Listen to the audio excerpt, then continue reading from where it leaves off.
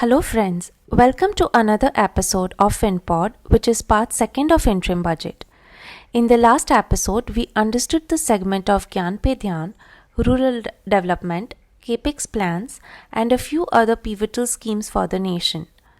In this episode, we will encapsulate the decisions related to fiscal deficit, green growth, FDI investment outlook, state roadmap, tax reform announcements, and a few definitions to understand emerging sectors and investment scope in India.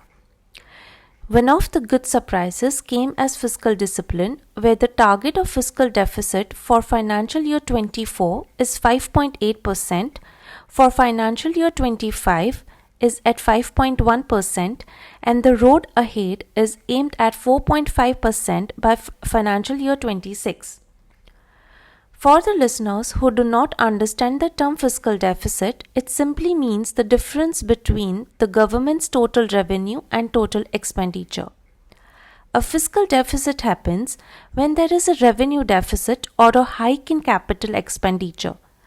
Capital expenditure is to build up long-term assets like buildings, factories, plants, and other development. The fiscal deficit number in this budget has narrowed down to the street expectations of 5.6%, which suggests that the government borrowing will be less, the rush for the bond market will be less, the equity market will flourish, and interest rates will come down. So here, let us know the connection between the bond market and the fiscal deficit. The government finances deficits by selling the government securities such as treasury bonds, which is popularly known as T-bonds. Individuals, businesses, and other governments purchase bonds and lend money to the government with the promise of future repayment. The higher the deficit, the higher the amount of borrowing from the market, which means more supply of fresh bonds, and this will create an excess supply of government debt, leading to higher interest rates. Rising bond yield will negatively impact the fiscal deficit because the borrowing cost for the central government goes up. To put it in easy words, when our fiscal deficit aim is to reduce, the bond yield will go down and the Indian equity market will hope for a positive sentiment. Many public sector banks traded in green after this announcement on February 1st. The next highlight is rooftop solarization for green growth and sustainable development. In this effort, 1 crore households will obtain up to 300 units of free electricity every month, allowing every household to save 15 to 18,000 rupees annually, and it will sell the surplus to the distribution companies. The solar energy theme is considered one of the buzz in the future. The solar system asks for handsome investment cost and maintenance, but it saves electricity bills, does not emit greenhouse gas emissions, and is environmentally friendly. The second initiative is to launch the scheme for charging electric vehicles to provide entrepreneurship opportunities for vendors for supply and installation.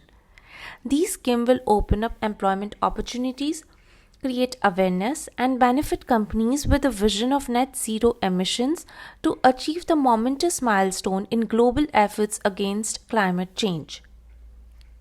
Towards meeting the commitment for net zero by 2070, following measures are considered. Coal India will drive the country's ambitious coal gasification mission, aiming to gasify 100 million tons of coal by 2030. The cabinet embarked on this journey of approving 8,500 crore incentive scheme projects in January. These projects aims at reducing imports of natural gas, methanol, and ammonia. The government will mandate the phased blending of compressed biogas in compressed natural gas for transport and piped natural gas for domestic purposes. The government expects that the move would also help reduce the country's reliance on import of crude oil. Viability gap funding is provided for harnessing offshore wind energy potential for the initial capacity of 1 gigawatt. Now let us understand two terms here. What is viability gap funding? VGF is a grant available only for infrastructure projects where private sector sponsors get selected through competitive bidding. The funding gets initiated through the government's budgetary allocation. Here, if the state government or ministry aims to assist, it should not exceed 20% of the total project cost. However, the government may decide to give additional grants up to a limit of a further 20%. The scheme is under administration by the Ministry of Finance and the amount in the budget is available yearly. The introduction of the VGF scheme is to support projects that fall under public-private partnerships. What is offshore wind energy? Offshore wind power is a type of renewable energy that harnesses the wind's force at sea to generate electricity. The electricity gets transmitted to the grid or onshore network through undersea cables buried in the seafloor.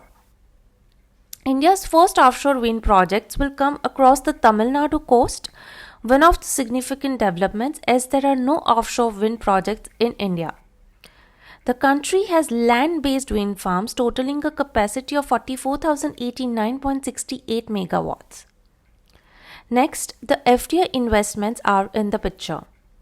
Foreign direct investment is an investment made by a company or an individual in one country into business interests in another country. The FDI inflow during 2014 to 2023 was US dollars 596 billion, which is twice the inflow during 2005 to 2014 period.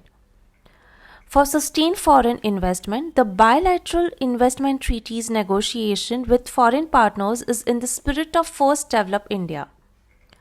The advantages of FDI are not limited to an international movement of capital, but increased employment, human resource development, development of backward areas, provision of finance and technology, increase in exports, etc. are some of the noteworthy positives of FDI investment. Do you know which countries contribute the highest FDI to our country? Data show that majority of FDI comes from 5 countries. These are Singapore, the USA, Japan, the Netherlands and Mauritius. The top 5 sectors receiving the highest FDI inflow during financial year 2022-23 are the service sector 16%, computer software and hardware 15%, trading 6%, telecommunications 6% and automobile 5%. The top 5 states receiving the highest FDI equity inflow during financial year 22-23 are Maharashtra at 29%, Karnataka at 24%, Gujarat at 17%, Delhi at 13% and Tamil Nadu at 5%. Now let us go through specific ministry allocation details where all the data is in Indian rupees. Defense stands at 6.2 lakh crore, road transport and highways at 2.78 lakh crore, railways at 2.55 lakh crore, consumer affairs, food and public distribution at 2.13 lakh crore, home affairs at 2.03 lakh crore, rural development at 1.77 lakh crore, chemical and fertilizers at 1.68 lakh crore, communication at 1.37 lakh crore, agriculture and farmer welfare at 1.27 lakh crore. Let us move on to the next question of Progressing India. Do you think states should hold the rein for Viksit Bharat? The confluence of democracy, demography and diversity backed by Sabka Prayas has the potential to fulfill the aspirations of every Indian.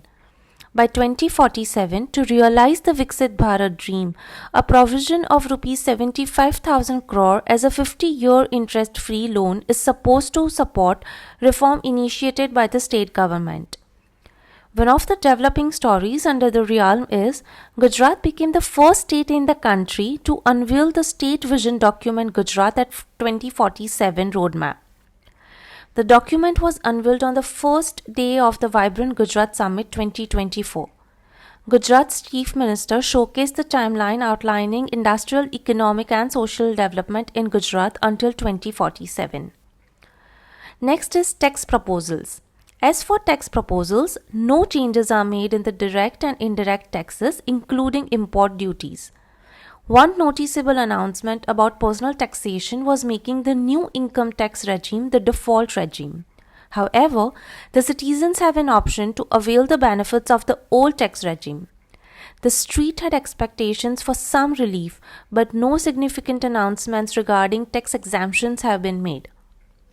Personal taxpayers see the grim picture of elevated inflationary pressures and recessionary sentiment in economies and expect some cushion in the tax structure.